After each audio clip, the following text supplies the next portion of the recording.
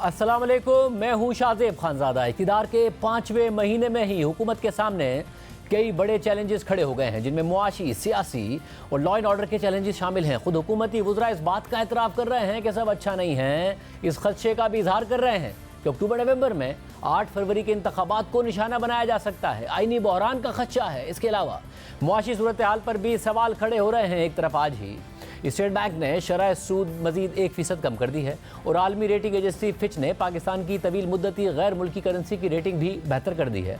मगर दूसरी तरफ हुकूमत दोस्त ममालिक की जिस सरमायाकारी के दावे कर रही थी, उस पर कोई ठोस पेशरफ सामने नहीं आ रही है। और इस दौरान अवाम बिजली के बिलों और भारी टैक्सों से परेशान होकर सड़कों पर आ रहे हैं, एहतजाज कर रहे हैं। 4 दिन से जमात इस्लामी लियाकत बाग रावलपिंडी में धरना दिए बैठी है और हुकूमत के सामने 10 मुतालबात रख दिए हैं, जिनमें बिजली, पेट्रोलियम मसनूआत और अशिया ज़रूरिया की कीमतें कम करने समेत टैक्सेस और IPP से मुताल्लिक मुतालबात शामिल हैं। सिर्फ यही नहीं, बलूचिस्तान और खैबर पख्तूनख्वा में भी हालात ठीक नहीं हैं। गवादर में बलोच यकजहती कमेटी का गुज़िश्ता रोज़ होने वाला जलसा धरने में तब्दील हो गया है, जिसमें ना सिर्फ ख़वातीन की भी बड़ी तादाद शरीक है, बल्कि खातून रहनुमा डॉक्टर मारंग बलोच इसे लीड कर रही हैं। जबकि BBC के मुताबिक जिन काफिलों को गवादर जाने से रोका गया था, उनकी जानिब से इन्हीं मकामात पर धरने दे दिए गए हैं। धरने के शुरुका की जानिब से कानून नाफिज करने वाले इदारों के एहलकारों पर धरने में शिरकत करने के लिए बलूचिस्तान भर से आने वाले काफिलों पर फायरिंग करने और उन्हें गिरफ्तार करने के इल्ज़ामात भी लगाए जा रहे हैं। जबकि पुरतशद्दुद वाक़यात में 3 अफराद के मारे जाने की इतलात भी आ रही हैं। और सिर्फ यही नहीं,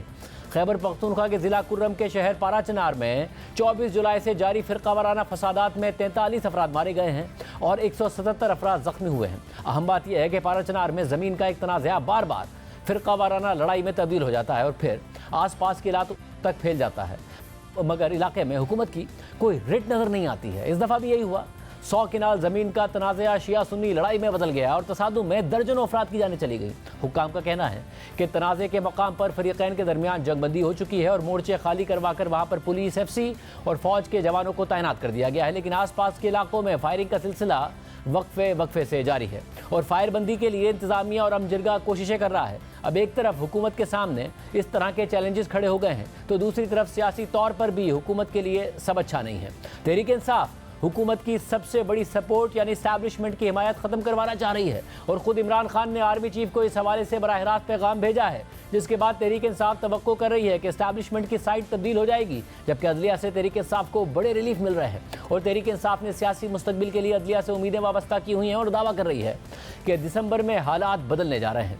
खुद हुकूमत भी 8 फरवरी के इलेक्शन से मुताल्लिक अदलिया से किसी बड़े फैसले का खदशा जाहिर कर रही है और आईनी ब्रेक डाउन के खदशात का इजहार करते हुए इससे निमटने की तैयारी का दावा कर रही है। हुकूमत के खदशात और इल्ज़ामात के बावजूद तहरीक इंसाफ मुसलसल इस उम्मीद का इजहार कर रही है कि दिसंबर तक हालात उसके हक में साजगार हो जाएंगे और उसे इलेक्शन में जीती गई नशिस्तों के हवाले से रिलीफ मिल जाएगा। सबसे पहले तहरीक इंसाफ के सीनियर रहनुमा और साबिक स्पीकर कौमी असम्बली असद कैसर ने हमारे प्रोग्राम में कहा कि दिसंबर तक हालात ठीक हो जाएंगे और उसके बाद कौमी असम्बली में अपोजिशन लीडर उमर अयूब के जरिए इमरान खान ने जेल से ना सिर्फ army chief general Asim Munir के नाम पैगाम भिजवाया, बल्कि कौम से भी कहा कि वो दिसंबर में नए इलेक्शन की तैयारी करें। इसके अलावा इमरान खान ने उमर अयूब के जरिए आर्मी चीफ को पैगाम देने के बाद अपनी बहन अलीमा खान के जरिए भी जनरल आसिम मुनीर को पैगाम दिया कि वो न्यूट्रल हो जाएं और इसके बाद वज़ीर आला खैबर पख्तूनख्वा अली अमीन गंडापुर ने भी यही बात की और कहा कि इदारे न्यूट्रल हो जाएं, हुकूमत से खुद को दूर कर लें, वरना मजीद नफरतें आपके खिलाफ फैल रही हैं। ये नाअहल है, ये निकम्मे हैं और मैं तो कहता हूँ ये पनौती आज़म है। जिस चीज में हाथ डालते हैं वो चीज तबाह हो जाती है। मेरी इदारों से रिक्वेस्ट है कि आप न्यूट्रल हो जाएं, इनके साथ रह के ये नहुसत का लानतान आप पे आ रहा है, लोग आपसे गिला कर रहे हैं क्योंकि लोग ये समझ रहे हैं कि आप इनको लाने वाले आप हैं। इनसे अपने आप को डिसएंगेज करो, वरना मजीद नफरतें आपके खिलाफ फैल रही हैं। और आज अडियाला जेल में इमरान खान से मुलाकात करके तहरीक इंसाफ के चेयरमैन बैरिस्टर गौहर खान ने कह दिया कि इमरान खान ने इस बात का तज़किरा किया है कि थोड़ा सा टोन डाउन होना चाहिए। न्यूट्रल का मुतालबा ये है कि गैर सियासी हो जाएं, सियासत में दखलंदाजी ना करें। आज भी खान साहब ने इस बात का तज़किरा किया है, थोड़े से टून डाउन होना चाहिए। लेकिन एक चीज़ पे ज़रूर यकीन करो, खान साहब ने वो वर्डिंग का आज उसमें अडियाला जेल में कहा है कि हमारा मुतालबा यही है, न्यूट्रल का मुतालबा यही, गैर सियासी हो जाओ। हम यही चाहते हैं कि हर इदारा अपने हदूद में रहते हुए अपने फ़राइज़ अंजाम दे। अगर कोई इदारा पॉलिटिक्स में इंटरफेयर करना करते हैं तो हम उसकी मजम्मत करते हैं और हम कहते हैं आप गैर सियासी हो जाएं, आप पॉलिटिक्स में इंटरफेयर ना करें। आज इमरान खान की बहन अलीमा खान ने अडियाला जेल के बाहर मीडिया से बात करते हुए कहा है कि हुकूमत चाह रही है कि इमरान खान कोई डील करें, लेकिन इमरान खान डील नहीं करेंगे और ये इमरान खान को जेल से नहीं निकालेंगे। तो हम सोशल मीडिया पे भी देखते हैं कि इमरान खान निकलने लगे हैं। इनका कोई इरादा नहीं है, इस वक्त ये इलीगल केसेस के ऊपर आ गए हैं। इनका ख्याल नहीं था कि इमरान खान अपने केसेस का सामना करेंगे। अब ये किस चीज़ के लिए कर रहे हैं केसेस? वो चाह रहे हैं कि इमरान खान कोई डील करे। मैं यही बताना चाहती हूँ, इमरान खान डील नहीं करेंगे और ये इमरान खान को जेल से नहीं निकालेंगे। इसके अलावा तहरीक इंसाफ के सीनियर रहनुमा हामिद खान ने इलेक्शन ट्रिब्यूनल से जल्द रिलीफ मिलने की उम्मीद जाहिर करते हुए कह दिया है कि हुकूमत को असल खतरा ट्रिब्यूनल से है। जिस दिन भी सही गिनती हो गई उस दिन दूध का दूध और पानी का पानी हो जाएगा और मुमकिन है कि हुकूमत की अक्सरियत खत्म हो जाए। इस फैसले के बाद वो अपने हवास बाख्ता हो गए हैं। उनके चेहरों से नजर आता है कि वो जिस उम्मीद पर बैठे थे वहाँ से ही हवास बाख्ता हो गए हैं। लेकिन असल उनको जिस बात का खतरा है वो अगला स्टेप है, वो ट्राइब्यूनल्स का है। क्योंकि बेशतर केसेस हमारे ऐसे हैं बिलखसूस पंजाब में नेशनल असेंबली के भी सूबाई असेंबली, वहाँ तो फॉर्म 45 ही कैलकुलेट करके बहुत सारी हमारी सीटें और निकल आएंगी। यहाँ खौफजदा है उनके कुछ, मैंने सुना कहा भी है कि अब ये हमारी सीटें खाली कराएंगे। जिस दिन भी सही काउंट हो गई उस दिन दूध का दूध पानी का पानी हो जाएगा, तो ऐन मुमकिन की मेजॉरिटी खत्म हो जाएगी। हुकूमत जहां एक तरफ तहरीक इंसाफ को अदलिया से रिलीफ की उम्मीद पर शक का इजहार कर रही है, वहीं आर्मी चीफ के नाम इमरान खान के पैगामात को मुआफ़ी तलाफी की कोशिश करार दे रही है। जबकि इन हालात में खबरें सामने आ रही हैं कि नून लीग की हुकूमत के लिए अंदरूनी तौर पर भी सब अच्छा नहीं है। यह खबर भी सामने आई कि नवाज शरीफ के करीब समझे जाने वाले वफाकी वज़रा अपनी वजारतों में ब्यूरोक्रेसी और दीगर की मुदाखलत से नाखुश हैं और वफाकी वजीर मनसूबाबंदी एहसन इकबाल मुस्ताफ़ी होने का सोच रहे हैं। द न्यूज़ में सहाफ़ी फ़खर दुरानी की खबर के मुताबिक गुज़िश्ता कुछ दिनों से नून लीग के सीनियर रहनुमा और वफाकी वजीर मनसूबाबंदी एहसन इकबाल के इस्तीफ़े की अफवाहें चल रही हैं, जिसकी वजह प्लानिंग कमीशन के deputy chairman doctor Jahanzeb Khan से उनके इख्तलाफात हैं। एहसन इकबाल की करीबी ज़राए के मुताबिक एहसन इकबाल मुस्तैफी नहीं हो रहे हैं, लेकिन अगर उन्हें फ्री हैंड नहीं दिया जाता और मुदाखलत जारी रहती है तो फिर वो ये काम करना छोड़ देंगे और हुकूमत में कोई और ओहदा लेने के लिए तैयार हो जाएंगे। खबर के मुताबिक इस हवाले से डॉक्टर जहांज़ेब खान से रब्ता किया गया तो उन्होंने मौक़िफ़ इख्तियार किया कि हमारे दरमियान कोई इख्तिलाफ नहीं है, हम सब मिलकर मुआशी बहाली और लोगों की बेहतरी के लिए काम कर रहे हैं। खबर के मुताबिक नवाज शरीफ की काबीना के ज़्यादातर अरकान पहले ही शहबाज शरीफ की टीम में नहीं हैं और उनमें से जो मौजूदा सेटअप का हिस्सा बन गए हैं उन्हें वो कम्फर्ट हासिल नहीं है जो पहले हासिल होता था। ताहम वज़ीर आज़म ऑफिस के ज़राए ने इस तासुर को मुस्तरद कर दिया है कि नवाज शरीफ की टीम को साइड लाइन किया गया है। इस पूरी सूरत हाल पर बात करेंगे हमारे साथ खुद एहसन इकबाल साहब मौजूद हैं। उनसे चीफ जस्टिस काजी फाइज़ के खिलाफ तहरीक लब्बैक के नायब अमीर ज़हीरुल हसन शाह की जानिब से नफरत अंगेज़ मुहिम और कत्ल की धमकियों से मुताल्लिक भी बात करेंगे, जिसके बारे में आज एहसन इकबाल ने ख्वाजा आसिफ के साथ प्रेस कॉन्फ्रेंस भी की, उसकी शदीद मजम्मत भी की, हुकूमत ने फौरी कार्रवाई भी की, मगर ये मामलात आखिर रुकेंगे कैसे, सब पर बात करेंगे। हमारे साथ एहसन इकबाल साहब मौजूद हैं। इकबाल साहब बहुत शुक्रिया हमेशा में ज्वाइन करने के लिए। जो सियासी मामलात हैं उस पर भी आपसे बात करेंगे, आपके ज़ाती इख्तलाफात की खबर आ रही है उस पर भी बात करेंगे, लेकिन उससे पहले आज आपने और वज़ीर दिफा ने प्रेस कॉन्फ्रेंस की चीफ जस्टिस के हवाले से। जो चीफ जस्टिस के खिलाफ एक नफरत अंगेज़ मुहिम चलाई गई उसको कंडेम भी किया गया, हुकूमत की तरफ से फौरी एक्शन भी लिया गया, वो शख्स भी गिरफ्तार हो गया। मगर इस वक्त मसला ये है क्योंकि आप एहसन इकबाल साहब खुद विक्टिम हैं। जब ये मामला शुरू हो रहे थे, ये नफरत अंगेज़ी जब शुरू की गई, रियासत ने इसको एक सियासी पॉलिटिकल टूल के तौर पर इस्तेमाल करना शुरू किया, आपको गोली लगी। मगर अब सूरत हाल यहाँ तक आ गई है कि चीफ जस्टिस भी महफूज नहीं है, उनके खिलाफ फतवे जारी किए जाते हैं, झूठा प्रोपेगेंडा किया जाता है, उनके फैसले को तोड़ मरोड़ कर पेश किया जाता है, वफाकी वज़रा को आकर प्रेस कॉन्फ्रेंस करनी पड़ती है। अब ये डर का माहौल बन गया जिसमें जो बोले, जिस पे जो चाहो इल्ज़ाम लगा दो, इससे निपटा कैसे जाए? जी बहुत शुक्रिया शाहजेब साहब, आपने बहुत अहम मसले की तरफ तवज्जो दिलाई है। और जैसे कि आपको पता है कि मुझ जैसा इंसान भी इसी नफ़रत और इस इंतहा पसंदी का निशाना बना, अल्लाह ताला ने मुझे दूसरी ज़िंदगी दी। और ये वो हमारे सामने चैलेंज है कि सोशल मीडिया के ज़रिए लोग किस तरह नफ़रत पर मबनी प्रोपेगेंडा करते हैं, नौजवानों को गलत मज़हब की तशरीह देते हैं और अपने मकासद के लिए इस्तेमाल करते हैं। और ये काम जो है 2017-18 में जब फैज़ाबाद का धरना हुआ, ये सबको मालूम है कि वो एक पॉलिटिकल प्लान का हिस्सा था जिसका मकसद उस वक्त हमारी हुकूमत को ख़त्म करना था। और उसी के तहत आपको याद होगा कि जनाब नवाज शरीफ साहब पर हमला किया गया, ख्वाजा आसिफ साहब पर किया गया, मुझ पे तो गोली चली, वो एक पूरा तसलसल था इवेंट्स का। और फिर ये जो इशू उठाया गया, मैं समझता हूँ कोई भी मुसलमान ऐसा नहीं है कि जो खुदा न खास्ता ख़त्म नबूवत पे या नामूस रसालत सल्लल्लाहु अलैहि वसल्लम पे किसी किस्म का समझौता करे, लेकिन इस मुसलमानों के नज़दीक जो हसास मसला है, इसको भी सियासत का एक टूल बनाकर लोगों के जज्बात को भड़काया गया। अब उसका आप नतीजा देखें कि हम कितने एपिसोड्स देख चुके हैं कि सियालकोट के अंदर जो वाक़या हुआ, फिर इसी तरह जड़ावाला में, फिर सरगोदा में, कई स्वात के अंदर, वो इछरे बाज़ार में एक खातून बमुश्किल अपनी ज़िंदगी पुलिस ऑफिसर की वजह से बचा पाई, वरना आप देखिए कि कितनी तंग नज़री थी कि सिर्फ जो कोई अरबी ख़ताती है उसी कोई कुरान मजीद का आयत का फतवा दे के तो शायद उसकी जान ले लेते खातून की। तो ये जो तंग नज़री और ये एक बहुत ही माशरे के अंदर इंतहा पसंदी का जो रवैया पनपा है पिछले सालों में, अब वक्त है कि हम इसकी इस्लाह करें। आपको याद होगा कि जब हम हुकूमत में थे तो 2017-18 में ही हमने फिर पैगाम पाकिस्तान के हवाले से पाकिस्तान के जो जय्यद तरीन उलमा हैं उनका फतवा हासिल किया था। और अब भी मैंने हुकूमत को यही तजवीज़ दी है कि इस वक्त पाकिस्तान के उलमा कराम को दावत दी जाए और उनका ये फ़र्ज़ भी है कि वो कौम की रहनुमाई करें। बिल्कुल फ़र्ज़ है, मगर मसला ये है कि जितने बड़े बड़े उलमा हैं वो खामोश हैं अनफॉर्चुनेटली। उम्मीद करते हैं कि अगर हुकूमत उन्हें दावत दे रही है तो वो सही तशरीह के लिए और इस नफरत अंगेज़ मुहिम को ख़त्म करने के लिए अपना किरदार अदा करेंगे। मगर ऐसे इकबाल साहब, पिछले 4-5 साल में तो यही देखा गया ना कि सियासी जमातों की जड़ें कमज़ोर करने के लिए जो नफरत अंगेज़ी लॉन्च की गई थी वो अब रियासत की जड़ों को कमज़ोर कर रही है और कोई भी महफूज नहीं है। अगर आप महफूज नहीं हैं, कोई सहाफ़ी बात करे महफूज नहीं है, आम आवाम महफूज नहीं है, लोगों को जला दिया जाता है, तो फिर इस मुल्क में ज़ाहिर चीफ जस्टिस भी महफूज नहीं है, उनके लिए भी फतवे जारी किए जाते हैं, करोड़ इनाम की बात की जाती है। फिर इस मुल्क में अगर कोई भी महफूज नहीं होगा तो आर्मी चीफ भी महफूज नहीं होगा। तो ये पूरी रियासत को इदराक करना पड़ेगा ना कि इस खतरे से अब निमटना कैसे है जो रियासत की जड़ों को काट रहा है, अवाम में महफूज नहीं है, अवाम में खौफ व हिरास फैल गया है। जी देखिए ना, इस पर एक बहुत होलिस्टिक अप्रोच की ज़रूरत है।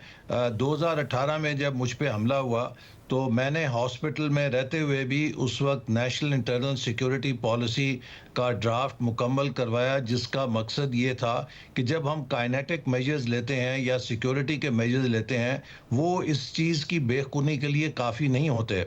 हमें नॉन काइनेटिक मेजर्स भी लेने हैं, हमें अपने निज़ाम तालीम के अंदर इस्लाह करनी है, हमें अपने मीडिया के ज़रिए, अपने सोशल रिफॉर्म्स के ज़रिए और दूसरी जो स्टेप्स हैं क्रिमिनल जस्टिस सिस्टम की इस्लाह के ज़रिए, हमें जब तक एक होलिस्टिक हम सोल्यूशन नहीं इख्तियार करेंगे तो इस मसले का कोई देर पा हल नहीं होगा। और जब मैं हुकूमत से निकला तो मैंने उस वक्त के जो अरबाब इक़्तिदार थे उनको कई दफ़ा तवज्जो दिलाई कि ये नेशनल इंटरनल सिक्योरिटी पॉलिसी तैयार है, आप इस पर अमल कीजिए, वगरना हमारे लिए मसाइल पैदा होंगे। जैसा कि हमने कोई सिक्योरिटी ऑपरेशंस किए वो मुस्तकिल इलाज नहीं है जब तक कि आप सिक्योरिटी ऑपरेशंस के ऊपर एक पॉलिटिकल, सोशल, इकोनॉमिक डिस्पेंसेशन ना लाएं और उसको होलिस्टिकली हैंडल ना करें। अब भी मैं समझता हूं कि ज़रूरी है कि हम नेशनल एक्शन प्लान जिस पर सबका इत्तफाक राय था उसके ऊपर जाएं, बल्कि उसका एक अपग्रेडेड वर्जन जो ऑपरेशन जो किया गया वो कतन इस किस्म का ऑपरेशन नहीं था कि लोगों को बेघर किया जाना है।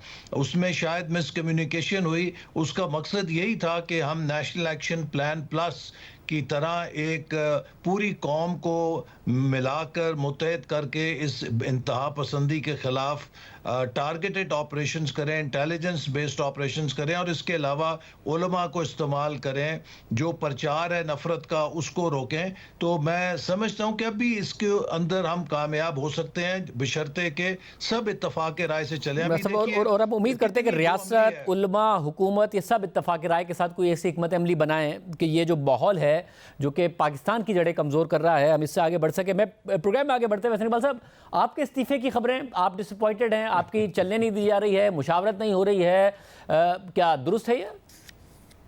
देखिए ये पता नहीं किसी मखसूस लॉबी की तरफ से फैलाई जा रही हैं। हुकूमत के अंदर रहते हुए आपके अपने कुछ राय हो सकती है, लेकिन उसका कतन ये मकसद नहीं है कि आप किसी चीज़ के हुकूमत के या अपनी जमात से अलहदा हो रहे हैं। और हुकूमत के अंदर अपनी राय रखना जो है ये मैं समझता हूँ एक सेहतमंद चीज़ है। अल्हम्दुलिल्लाह मैंने मुस्लिम लीग नून से अपनी सियासत का आगाज़ किया था, 30 साल इसमें लगाए हैं, बड़ी सख्तियां भी झेली हैं, और अपनी क़यादत से और अपनी जमात से बेवफाई का मैं सोच भी नहीं सकता, कभी नहीं सोच सकता। और जो मेरी आज़ादाना राय होती है वो मैं पार्टी के अंदर खुल कर देता हूं, चूँकि ये मेरी पार्टी से वाबस्तगी का एक तकाजा है कि जो राय मैं समझूं दुरुस्त है वो मैं अपनी क़यादत तक पहुँचाऊँ। मगर आपको एतराज़ है कि ब्यूरोक्रेटिक मुदाखलत है आपकी वजारत में और आपके मुशावरत के बगैर फैसले हो रहे हैं? देखिए नहीं, ऐसी बात नहीं। ये हुकूमत में जो तकर्रियाँ हैं ये वज़ीर आज़म की सवाबदीद होती है, ये उनकी चॉइस है। इससे पहले जब मैं प्लानिंग मिनिस्ट्री में था तो नवाज शरीफ साहब के दौर में, चूँकि प्लानिंग मिनिस्ट्री का एक मखसूस तकसीम है, यहाँ पर 2 सरबराह होते हैं, तो यूनिटी ऑफ कमांड के तहत पहले 5 साल मैं यहाँ पे डिप्टी चेयरमैन और मिनिस्टर रहा। अब अगर वज़ीर आज़म समझते हैं कि वो इन ओहदों को स्प्लिट रखना चाहते हैं, ये उनकी पसंद है, और मेरे लिए तो आसानी है कि मेरा काम आसान रहेगा, मेरा लोड हल्का रहेगा। तो इस पसंद मुझे पर इससे कोई परेशानी नहीं है। इस पसंद पर मोतरिज नहीं है आप खुश नहीं, हैं? मुझे कोई परेशानी नहीं। आपको कोई परेशानी नहीं। अब आगे सब, मगर अब मसला ये है कि आप लोग ज़ाहिर IMF के प्रोग्राम के तहत स्टाफ लेवल मुआहदा हो गया, मुश्किल फ़ैसले हुए, अवाम सड़कों पर हैं। हमें नज़र आ रहा है कि जमात इस्लामी बाकायदा तौर पर महंगाई के ख़िलाफ़ सड़कों पर है, इस वक्त धरना दिए बैठी है। अब तहरीक इंसाफ ये कह रही है कि दिसंबर तक मामलात उनके ठीक हो जाएंगे। उन्होंने फ़ौज को भी पैगाम भेजा है वो न्यूट्रल हो जाएँ, और मामलात जो हैं वो सिपह सालार के अब जंगल का बादशाह कह रहे थे पहले आर्मी चीफ को, अब सिपह सालार कह रहे हैं। मगर दूसरी तरफ खुद ख्वाजा आसिफ साहब भी अक्टूबर में खतरे की बात कर रहे हैं। तो आप लोग क्या सब कुछ खो देंगे, मुश्किल फैसले करेंगे? ना परफॉर्मेंस का कार्ड आपके पास होगा, ना महंगाई कम करने का कार्ड आपके पास होगा, ना वोट को इज्जत दो का बयानी आपके पास होगा। अक्टूबर नवंबर में सब कुछ खो देंगे आप?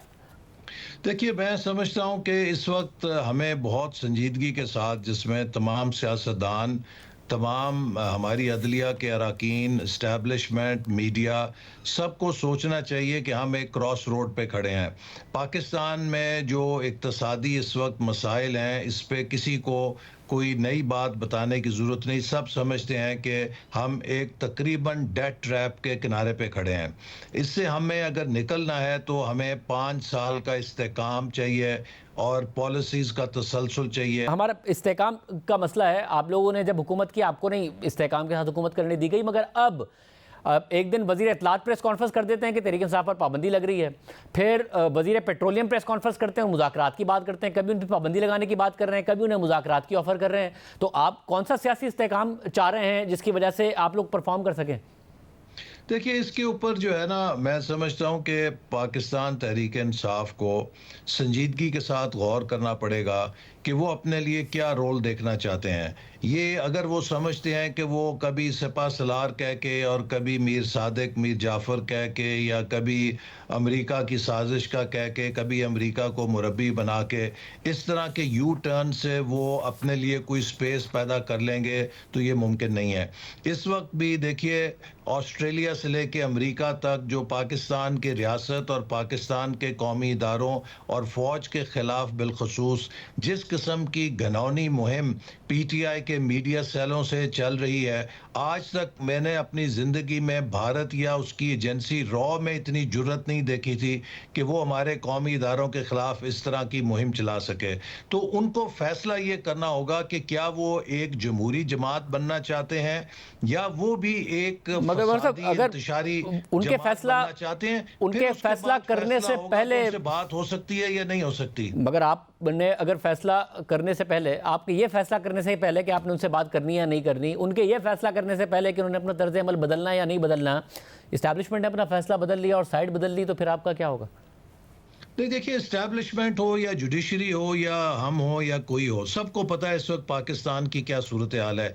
एक चीज़ जो पाकिस्तान इस वक्त अफोर्ड नहीं कर सकता वो सियासी बेयकीनी है, वो सियासी अदम इस्तेहकाम है, और वो मुल्क के अंदर किसी किस्म का फसाद और इंतशार है। और शाहजेब, मैं ये बात भी बताना चाहता हूँ कि जब भी हमने सी पैक का मंसूबा शुरू किया, पाकिस्तान ने चीन के साथ एक बड़े इश्तराक का मंसूबा शुरू किया, इसी तरह के इंतशार की जो कुव्वतें हैं वो सरगर्म हुई। 2013 में जब हमने शुरू किया तो हमने 2014 का धरना देखा, और उसके बाद हमने मुसलसल कोशिश देखी जब चीन के सदर का दौरा मुलतवी कराया गया, लेकिन हम लगे रहे और अल्हम्दुलिल्लाह हम कामयाब हुए कि 3 सालों में 25 अरब डॉलर की इन्वेस्टमेंट हम लेकर आए।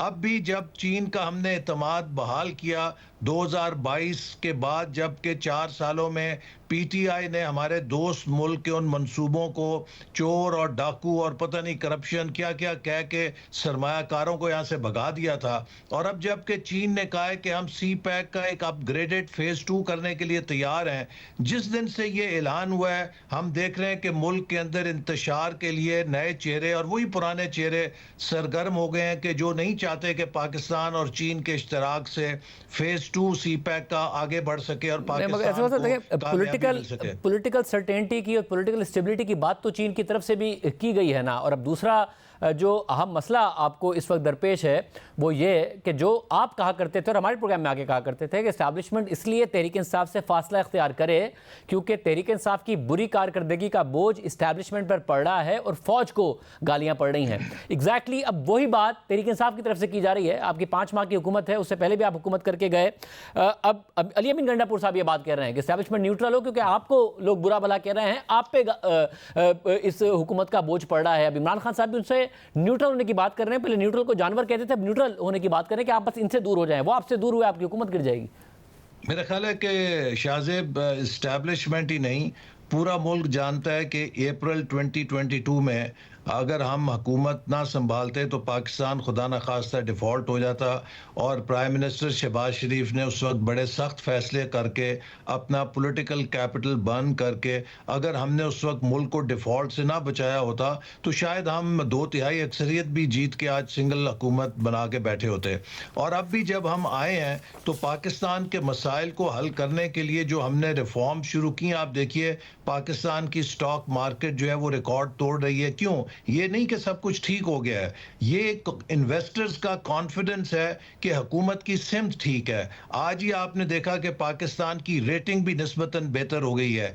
IMF के साथ मुआहदा कंक्लूड होने के बाद बैनुल अक़वामी मालियाती इदारों का और सरमायाकारों का पाकिस्तान पर एतमाद बहाल हो रहा है। हमारा एक्सपोर्ट सेक्टर बेहतर परफॉर्म कर रहा है, IT सेक्टर के अंदर बेहतरीन एक्सपोर्ट्स हो रही हैं, और प्राइम मिनिस्टर इनकी तरफ खुसूसी तवज्जो दे रहे हैं। अभी चीन से हम 1000 एग्रीकल्चर एक्सपर्ट्स का मुआहदा किया है, इसी तरह 2 लाख पाकिस्तानी नौजवानों को IT में ट्रेनिंग का मुआहदा किया है। कंटिन्यूस रिफॉर्म्स के लिए IMF के प्रोग्राम पर अमल करने के लिए आपकी हुकूमत रह पाएगी? आपको कोई खतरा नहीं लग रहा है? अक्टूबर नवंबर में जिसकी बात फौज साहब की तरफ से की गई थी, अब तहरीक इंसाफ कह रही है डिसंबर में हमारी हुकूमत आ जाएगी, हम नए इलेक्शन के लिए चले जाएंगे। जी, तहरीक इंसाफ तो ख्वाब देखने में पाबंदी नहीं है, लेकिन मेरा ख्याल है कि इस वक्त जो पाकिस्तान की कोलिशन गवर्नमेंट के दोनों पार्टनर्स हैं, पाकिस्तान मुस्लिम लीग नून और पाकिस्तान पीपल्स पार्टी, ये दोनों बहुत आजमूदा जमातें हैं और ये रिस्पॉन्सिबल पार्टीज हैं। इस वक्त सबको पता है कि खुदा न खास्ता अगर पाकिस्तान का बहरान इस वक्त किसी भी नए बहरान की तरफ गया या बेयकीनी की तरफ गया तो ये हालात शायद इतने बिगड़ जाएं कि फिर रिट्रीव ना हो सकें। और जबकि हम एक रिकवरी के पाथ पे चल रहे हैं, हम जबकि मुल्क को अब निकाल रहे हैं इन मसाइल से, इनका हल तलाश करते हुए आगे बढ़ रहे हैं, तो इस मौके पे किसी किस्म की डिसरप्शन पाकिस्तान के लिए बड़ी तबाहकुन होगी। बहुत शुक्रिया इकबाल साहब की गुफ्तगू आपने सुनी। तहरीक इंसाफ के रहनुमा हामिद खान साहब हमारे साथ मौजूद हैं, उन्होंने भी आज इस हवाले से बड़ा बयान दिया। हामिद खान साहब बहुत शुक्रिया हमें ज्वाइन करने के लिए। ज़ाहिर तहरीक इंसाफ का मुख्तलिफ रहनुमा कह रहे हैं हालात बदलने वाले हैं, हमारे लिए चीज़ें बेहतर होने वाली हैं, दिसंबर में तो हुकूमत आने तक की बातें कर रहे हैं। आपने भी कहा कि हुकूमत मखसूस नशिस्तों के फैसले के बाद हवास भागता है, मगर इन्हें असल खतरा ट्रिब्यूनल्स से है। अब ज़ाहिर ट्रिब्यूनल्स में मामला तो उस तरीके से आगे अभी तक नहीं बढ़ पाए हैं, आपका एतराज़ भी आपको लग रहा है वहाँ भी सूरत हाल बदलने वाली है और तेज़ी से फैसले आएंगे और जो नशिस्तें आप क्लेम कर रहे हैं वो आप लोगों को मिल जाएंगी और हुकूमत मेजॉरिटी खो जाएगी? देखिए, फ़िलहाल तो हम यही कहेंगे कि ट्राइब्यूनल्स जो हैं, जो कि शामिल हैं लाहौर हाई कोर्ट के, और उन्हीं के सामने अगर केसेस गए तो हमें यकीन है कि जल्दी केसेस निपटा दिए जाएंगे।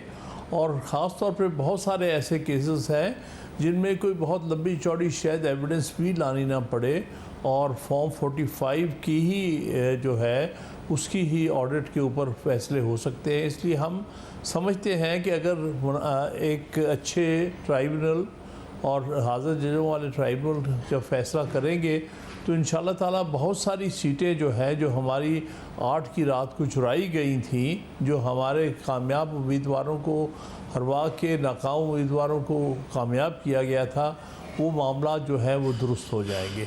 मतलब ये तो आपकी तवक्को है, मगर आपको क्या ये होता हुआ भी नज़र आ रहा है कि जिस तरीके से मामला जा रहे हैं ये हो जाएगा? क्योंकि हुकूमत तो चली जाएगी अगर ऐसा हो गया आपके अपने दावे के मुताबिक।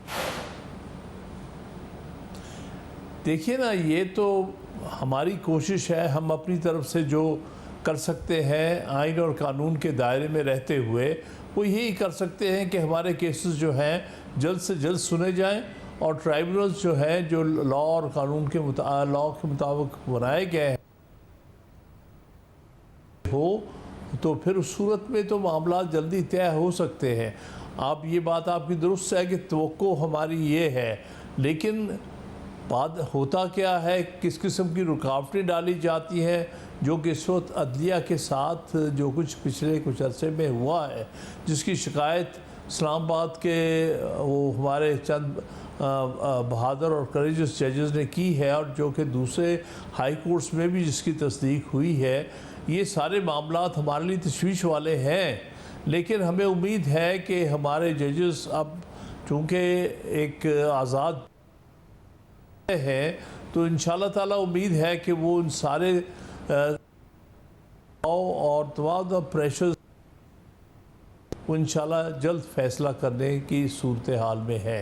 हाफिज़ साहब, इस सारी सूरत हाल में ज़ाहिर इमरान खान साहब का उमर अयूब साहब के ज़रिए जेल से पैगाम भिजवाना आर्मी चीफ़ को कि ये हुकूमत आपको और हमें लड़वाना चाहती है, सिपाही सालार साहब ना आप ये होने देंगे ना हम ये होने देंगे, आपको लगता है इसका कोई फ़ायदा होगा? क्योंकि इस पैगाम से 1-1.5 हफ्ते पहले तक इमरान खान साहब डायरेक्ट उन्हें जंगल का बादशाह कह रहे थे, उन पर सारे इल्ज़ाम लगा रहे थे, अपनी वाइफ के ख़िलाफ़ कह रहे थे ये सब वही कर रहे हैं, ये हुकूमत तो कठपुतली है। अब हुकूमत पर जिम्मेदारी डालते हुए आर्मी चीफ़ को ये कहना, आपको लग रहा है कोई फ़ायदा होगा?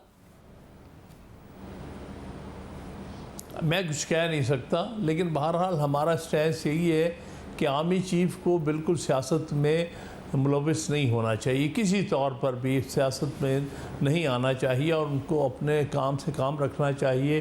वो ये है कि वो मुल्क के डिफेंस के बारे में अपनी तमाम तर तवज्जो दे और मुल्क को इस वक्त जो ख़तरात हैं बिलखसूस टेररिज्म से, बिलखसूस और जो चैलेंजेस हैं हमारे कई सूबों में, ख़ास तौर खैबर पख्तूनख्वा में, उनकी तरफ तवज्जो दें और सियासत के उसमें ना किसी तरह भी ना पार्टीशन बने, बल्कि सही माने में न्यूट्रल हों, ताकि जो असल काम आइन ने डिफेंस और हमारे फ़ौज को दिया है वो सिर्फ मुल्क का दिफा करना है।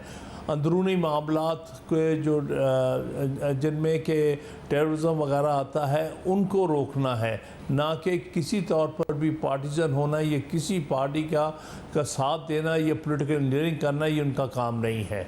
मतलब क्योंकि आप पैगाम में यही बात है, क्योंकि आप ज़रा उन रहनुमाओं में हैं जो जब पॉलिटिकल इंजीनियरिंग हो रही थी 2018 में, उस वक्त भी आपने बहरहाल आवाज़ उठाई है। मुख्तलिफ वो फ़ैसले जिनका तहरीक इंसाफ को फ़ायदा हुआ, आप उन पर भी उस वक्त भी मोतरज़ थे, आपने एतराज़ किया, आज तहरीक इंसाफ खुद भी मानती है। मगर आपको लगता है कि उस वक्त जो नून लीग के इख्तलाफात थे उसी नौयत के तहरीक इंसाफ के इख्तलाफात हैं, जैसे उनके इख्तलाफात भुलाकर बात आगे बढ़ गई वैसे ही होगा? क्योंकि 9 मई से लेकर ज़ाती नौयत की जो हालात हैं, आपको लगता है वैसा ही है, चीज़ें बदल जाएंगी या हालात ज़्यादा ख़राब है तहरीक इंसाफ के?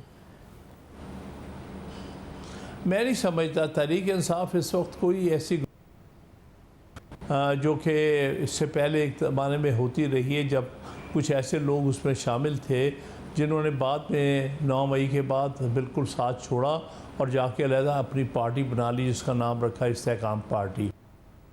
जाने के बाद मैं समझता हूँ कि किसी किस्म की गिरोहबंदी इख्तलाफात तो होते ही हैं, तो मैं नहीं समझता कि इस वक्त PTI किसी तौर पर भी इंतशार का शिकार होगी। इमरान खान साहब को जिस दिन आज़ाद करेंगे सारी पार्टी यूनाइटेड होकर उनके साथ खड़ी होगी। और साहब अगर दूसरी तरफ से आपको लगता है मामला तय पा सकेंगे कि आपके अख्तलाफात ज़्यादा संगीन नोयत के हैं? माजी में जो मुख्तलिफ सियासतदानों के, नवाज शरीफ के, बेनज़ीर भुट्टो साहिबा के जो अख्तलाफात थे वो इतने संगीन और इतनी ज़ाती नोयत के नहीं थे। 9 मई और दीगर वाक़यात की वजह से आपके मामला बहुत संगीन नोयत के हैं। एक आध पैगाम से आपके ख्याल में बात ठीक हो जाएगी? मेरे ख्याल में संगीन इस हवाले से है कि जो 8 फरवरी को PTI के सपोर्टेड उम्मीदवारों के साथ हुआ है वो हमारी तारीख में पहले कभी, तारीख में भी बहुत सारे इलेक्शंस में धांधली हुई है। पॉलिटिकल इस नोयत नहीं हुई जितनी कि 8 फरवरी की रात को की गई। सारे जो है मोस्टली जो फैसले थे नताइज तब्दील किए गए हैं जिससे जीती पार्टी को जिता दिया गया। ये इसलिए ये जो डिफेंसेस हैं बड़े ये कहते हैं कि जो ज़्यादती हुई है, जिनके साथ ज़्यादती हुई है वो हकदार हैं, उन्हें हक दिया जाए। बस इतनी सी बात है। इस पर किसको क्या इतराज़ हो सकता है? और सब अगर जिनका 8 फरवरी का जो इल्ज़ाम, सब 8 फरवरी का जो इल्ज़ाम जिन पर इमरान खान साहब ने लगाया, अब अगर उन्हीं को पैगाम भेजना, आपको लगता है 8 फरवरी और आज के मुकाबले में 4-5 महीने में इतना कुछ बदल गया है कि बात मान ली जाएगी? मेरे ख्याल में बहुत सारे लोगों में ये एहसास पैदा हुआ है और मुझे इस मामले को कि सच्चाई होती है। मैं समझता हूँ हमारे जितने अदारे हैं उनको अगर तो देखिए पाकिस्तान का जो मुस्तकबिल है वो फ्री एंड फेयर इलेक्शंस पर डिपेंड करता है, तभी इस मुल्क में जमहूरियत चल सकती है, आइन की हुक्मरान। अगर हमारे इलेक्शंस फ्री एंड फेयर नहीं होंगे, उनके रिजल्ट्स बदल दिए जाएंगे तो जमहूरियत है वो नाकाम हो जाएगा। बहुत शुक्रिया आमिर खान की गुफ्तगू आपने सुनी। कुछ टेक्निकल मसाइल भी थे जिसके लिए हम आपसे माजरत भी चाहते हैं। प्रोग्राम में एक ब्रेक शामिल करते हैं। आज इमरान खान की तल्ख कलामी हो गई नैब के केस में नैब के वकील से, फिर क्या बात हुई और इमरान खान साहब ने आज सहाफ़ियों से क्या बात की, आपके सामने रखेंगे ब्रेक के बाद। बानी PTI इमरान खान के खिलाफ नैब के तोशाखाना और 190 बिलियन पाउंड केस तेजी से आगे बढ़ रहे हैं। तोशाखाना केस में एहतसाब अदालत ने इमरान खान और बुशरा बीबी के जिस्मानी रिमांड में 10 दिन की तौसीह कर दी है, जबकि 190 मिलियन पाउंड केस में जज मोहम्मद अली वड़ाइश ने इमरान खान के वकला को 2 गवाहों पर जिरा के लिए आखिरी मौका दे दिया है। लेकिन सबसे पहले बात करते हैं तोशाखाना के नए केस की, जहां आज एहतसाब अदालत ने इमरान खान और बुशरा बीबी के जिस्मानी रिमांड में 10 दिन की मजीद तौसीह कर दी है, जिसके बाद अब इस केस में नैब को इमरान खान और बुशरा बीबी का 25 दिनों का जिस्मानी रिमांड मिल चुका है। आज इस केस की समाअत के दौरान इमरान खान और बुशरा बीबी का नैब के प्रोसिक्यूटर जनरल के साथ तल्ख जुमलों का तबादला भी हुआ। समाअत के दौरान इमरान खान और बुशरा बीबी रोस्ट्रम पर आए। बुशरा बीबी ने एहतसाब अदालत के जज से कहा कि आपने जो फैसला करना है करें, मैंने अपना फैसला अल्लाह पर छोड़ा है। आप जिस मनसब पर बैठे हैं क्या आपको नजर नहीं आ रहा कि नैब क्या कर रहा है? हमारे साथ मुसलसल नाइंसाफी हो रही है। नैब वाले बाएं जानिब खड़े हैं, हम दाएं जानिब खड़े हैं। नैब वाले एक के बाद दूसरा झूठा केस फाइल कर रहे हैं। इस दौरान इमरान खान ने कहा कि मेरी अहलिया का तोशाखाना से कोई ताल्लुक नहीं है, इसको क्यों सजा दी जा रही है? वजीर आजम मैं था, मेरी अहलिया किसी पब्लिक ऑफिस में नहीं थी। नैब वाले ज़मीर फरोश हैं, इनको पैसे दो जो मर्जी कहलवा लो। नैब को ज़मीर फरोश कहने पर नैब के प्रोसिक्यूटर जनरल मुजफ्फर अब्बासी गुस्से में आ गए और इमरान खान को जवाब दिया कि आप मेरे साथ पर्सनल ना हो, केस पर बात करें। मैंने आज तक आपकी ज़ात पर बात नहीं की है। आप मुझे 30,000 रुपये में मुकम्मल डिनर और टी सेट राजा बाजार से ख़रीद कर तो दिखाएं। क्या मोहम्मद बिन सलमान ने आपको 30,000 रुपये मालियत का डिनर सेट और टी सेट तोहफे में दिया था? अदालत की सीधी जानिब मैं और उल्टी जानिब आप खड़े हैं। दोनों जानिब से तर्क जुमलों के तबादला को रोकने के लिए अदालत ने समाअत में वक्फा कर दिया और वक्फे के बाद समाअत के आगाज़ पर इमरान खान ने मुजफ्फर अब्बासी से माजरत की, जिसे मुजफ्फर अब्बासी ने कबूल कर लिया। जिसके बाद अदालत ने इमरान खान और बुशरा बीबी के जिस्मानी रिमांड में 10 दिनों की तौसीह करते हुए नैब को उन्हें 8 अगस्त को दोबारा अदालत में पेश करने का हुक्म दे दिया। जिसके बाद इस केस में इमरान खान और बुशरा बीबी का जिस्मानी रिमांड 25 दिनों का हो जाएगा, जबकि नए नैब कवानीन के मुताबिक जिस्मानी रिमांड की मुद्दत 14 दिनों से बढ़ाकर 40 दिन कर दी गई थी। आज समाअत के मौके पर बानी PTI इमरान खान ने सहाफ़ियों से गैर रस्मी गुफ्तगू भी की है। इमरान खान ने कहा कि मैंने पार्टी को हिदायत की थी कि मेरी गिरफ्तारी की सूरत में GHQ और कंटोनमेंट के बाहर पुरअमन एहतजाज करना है। एहतजाज पुरअमन इसलिए नहीं हुआ क्योंकि इनका पहले से ये प्लान था, जहाँ से मसला होता है वहीं एहतजाज होता है। पुलिस स्टेशन के बाहर जाकर तो एहतजाज नहीं करना था। मेरे बयान को ऐसे पेश किया गया जैसे मैं 9 मई के वाक़यात का एतराफ़ जुर्म कर रहा हूँ। इमरान खान ने मजीद कहा कि न्यूट्रल का मतलब जानवर नहीं, गैर सियासी होना होता है, जिसका मकसद ये है कि फ़ौज आइन के दायरे में रहे। कौमी सलामती का इदारा हो या कोई भी इदारा, इस पर तनकीद होनी चाहिए। हुकूमत ने सोशल मीडिया पर क्रैकडाउन का आगाज़ कर दिया है। जिनकी कोशिश हो कि फ़ौज और PTI में तसादुम हो, क्या वो इस मामले की तफ्तीश करेंगे? इस पर जुडिशल कमीशन बनाया जाए। सहाफ़ी ने सवाल किया कि हुकूमत ने दोबारा मुज़ाकरात की पेशकश की है तो आप मुज़ाकरात क्यों नहीं कर रहे हैं? तो इमरान खान ने कहा कि हमने पहले भी मुज़ाकरात किए लेकिन कोई नतीजा नहीं निकला। ये जो कुछ हमारे साथ कर रहे हैं इसका हमें नुकसान नहीं, फ़ायदा हो रहा है। बानी PTI इमरान खान ने कहा कि इस्लामाबाद में जलसे की इजाज़त ना मिलने पर फैसला किया है कि अब 5 अगस्त को सवाबी में पावर शो करेंगे। इस हवाले से बात करेंगे जियो न्यूज़ के सहाफ़ी शब्बीर डार जो आज मौजूद थे अडियाला में और इमरान खान से उन्होंने सवाल जवाब भी किए। शब्बीर डार, बहुत शुक्रिया मिशन में ज्वाइन करने के लिए। आज एक दफ़ा फिर इमरान खान ने ये ज़रूर कहा कि भाई मैंने कोई 9 मई का एतराफ़ जुर्म नहीं किया, इन्होंने पहले से ही प्लान किया हुआ था कि ये सब करना है, यानी एस्टैब्लिशमेंट पर उन्होंने फिर जिम्मेदारी डाली है कि 9 मई इन्होंने ही कराया, मगर वो फिर न्यूट्रल होने की बात कर रहे हैं। आपको उनका एस्टैब्लिशमेंट से मुतालिक मौक़िफ़ नर्म होता नज़र आया है या वो अपने मौक़िफ़ पर ही खड़े हैं? क्या और सवाल जवाब में आपने जाना? शाहजेब, गुज़श्ता समाअत पर इमरान खान ने जो एडमिशन किया था कि जो 9 मई से पहले उन्होंने GHQ के बाहर पुरअमन एहतजाजी कॉल दी थी, उसकी उन्होंने तरदीद नहीं की है, ना उससे वो पीछे हटे हैं, बल्कि उन्होंने वजाहत के साथ ये बताया कि जो मैंने बिल्कुल जो है पार्टी को ये हिदायत की थी कि अगर मुझे गिरफ़्तार किया गया तो आपने कंटोनमेंट और GHQ के बाहर पुरअमन एहतजाज करना है। लेकिन उन्होंने कहा कि जिस तरह से मेरे बयान को पेश किया गया है मीडिया में, मैं इसकी थोड़ी बहुत वजाहत करना चाहता हूँ। उन्होंने कहा कि मैंने बिल्कुल कहा था पुरअमन एहतजाज करना है, पार्टी को बाकायदा हिदायत दी गई थी, लेकिन ये जो एहतजाजी कॉल दी गई थी इस पर मैंने 3 वीलॉग्स किए हैं 9 मई से पहले, उसमें भी मैंने यही बात की थी और मैं 28 साल से यही बात कर रहा हूँ। और पुलिस के साथ 12 मरतबा मैंने तफ्तीश में भी ये कहा है कि हमने पुरअमन एहतजाजी कॉल दी थी।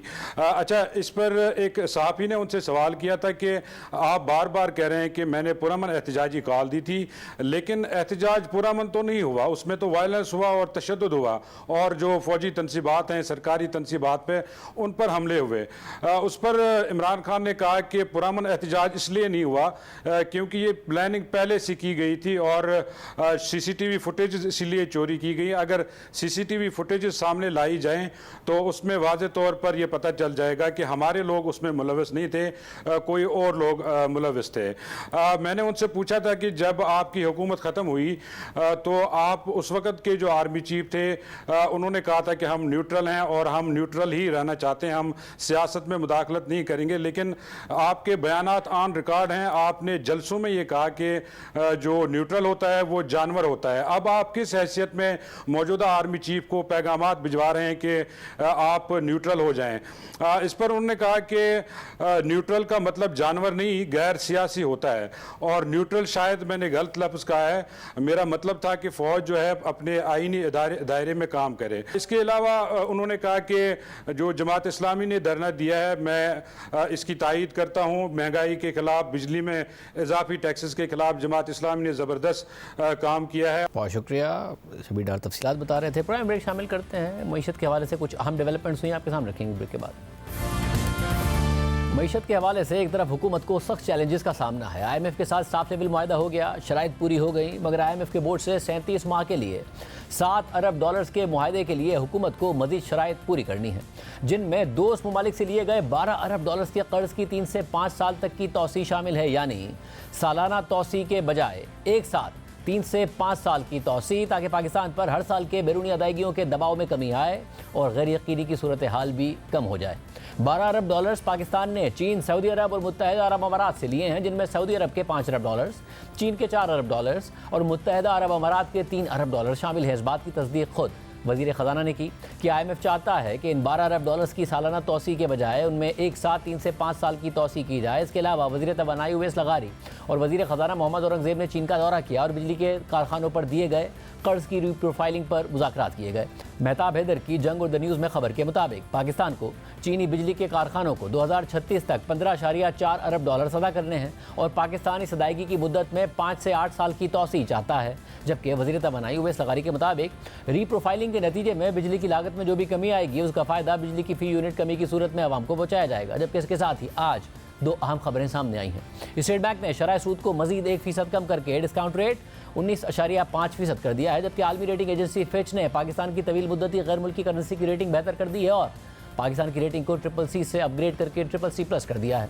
और इस अपग्रेड की वजह बैरूनी फंडिंग के हवाले से गैर यकीनी सूरत हाल का ख़त्म होना है, क्योंकि IMF के साथ 7 अरब डॉलर के कर्ज मुआहदे के लिए स्टाफ लेवल मुआहदा हो गया है। जबकि फिच के मुताबिक गुज़िश्ता शॉर्ट टर्म प्रोग्राम में बेहतर कारकर्दगी दिखाने की वजह से मुल्क के खसारों में कमी आई और ज़र मुबादले के ज़खायर मुस्तहकम करने में मदद मिली और आने वाले दिनों में मज़ीद बेहतरी की तवक्को है। मगर पाकिस्तान की बैरूनी फंडिंग की ज़रूरियात इस लिहाज से मुआशी सूरत हाल को नाजुक बना देती हैं कि अगर पाकिस्तान चैलेंजिंग रिफॉर्म्स करने में नाकाम हो गया तो फिर IMF प्रोग्राम के तहत कारकर्दगी और फंडिंग के इंतजामात पर असर पड़ेगा। आज वज़ीर ख़जाना ने भी फिच की रिपोर्ट पर तबसरा किया। जो आज फिच की रेटिंग अपग्रेड हुई है, ये रिफ्लेक्शन है उस जर्नी की जो पिछले हम 4 या 5 महीने से तंदही से हम काम कर रहे हैं to get more permanence in the macroeconomic stability. तो ये जितनी रेटिंग एजेंसीज हैं इनके साथ गुफ्तगू शुरू हुई थी during the spring meetings and IMF during the March time frame. हमारा इनके साथ पूरा एक राब्ता रहा है। ये पिछले हफ्ते और 10 दिन के दौरान हम तीनों रेटिंग एजेंसी से मिले, फिच के साथ हमारी बड़ी डिटेल गुफ्तगू हुई और उसके नतीजे में आज जो अपग्रेडिंग सामने आई है वो जाहिर करती है कि जो एक्सटर्नल फाइनेंसिंग साइड पे specially now with the staff level agreement having been in place, उसने एक बहुत अहम किरदार अदा किया है in terms of helping with this upgrading. जबकि आज स्टेट बैंक ने महंगाई की शरह में कमी की वजह से शरह सूद में मजीद 1% की कमी कर दी है। जबकि मॉनेटरी पॉलिसी बयान के मुताबिक बजट में उठाए गए इकदाम के नतीजे में महंगाई पर असरात फिलहाल तवक्कात के मुताबिक हैं, मगर इस हवाले से आने वाले दिनों में इन इकदाम के हतमी असरात का पता चलेगा। जबकि इस माली साल में स्टेट बैंक के मुताबिक महंगाई की शरह 11.5% से 13.5% के दरमियान रहेगी। जबकि मॉनेटरी पॉलिसी को मीडियम टर्म में 5 से 7% महंगाई की शरह हासिल करने के लिए सख्त ही रखा जाएगा। आज गवर्नर स्टेट बैंक ने करंट अकाउंट खसारे में कमी और बैरूनी कंपनियों के मुनाफों की अदायगी की तफसीलात भी बताई। जो साल खत्म हुआ है इसमें हमारा करंट अकाउंट जो है वो काफ़ी नीचे आया। माली साल 22 में $17.5 बिलियन था करंट अकाउंट का डेफिसिट। 2023 का साल था उसमें कम होके तो ये $3.3 बिलियन हो गया था। तो इस साल जो है वो नंबर सिर्फ जो है वो $700 मिलियन है। तो एक फॉरेन इन्वेस्टर्स के पर्सपेक्टिव से एक बड़ा कंसर्न था कि हमारे जो फॉरेन इन्वेस्टर्स हैं उनके डिविडेंड और प्रॉफिट जो है वो काफ़ी देर से रुके हुए थे। वो बैंक्स के पास लिक्विडिटी के इशूज़ थे तो उसमें पिछले 2 साल के अंदर काफ़ी टाइम लैग आ रहा था। सब फॉरेन इन्वेस्टर्स अपना जो भी उनका प्रॉफिट ड्यू था या डिविडेंड रिपैट्रिएट करने थे वो कर लिए हैं। पिछले साल जो माली साल 2024 खत्म हुआ है इसमें टोटल $2.2 बिलियन के डिविडेंड जो है और प्रॉफिट जो है वो फॉरेन इन्वेस्टर्स लेके गए हैं। उससे पिछले साल जो है वो 300 मिलियन के करीब था। तो इसमें तकरीबन 7 गुना जो है वो इजाफा हुआ है और उसके बावजूद हमारा करंट अकाउंट का जो डेफिसिट है वो 700 मिलियन के करीब रहा है। अगर ये प्रॉफिट इतने ना होते तो शायद ये हमारा करंट अकाउंट इससे भी कम होता। आज प्रोग्राम में इतना ही, दीजिए। अल्लाह हाफिज़।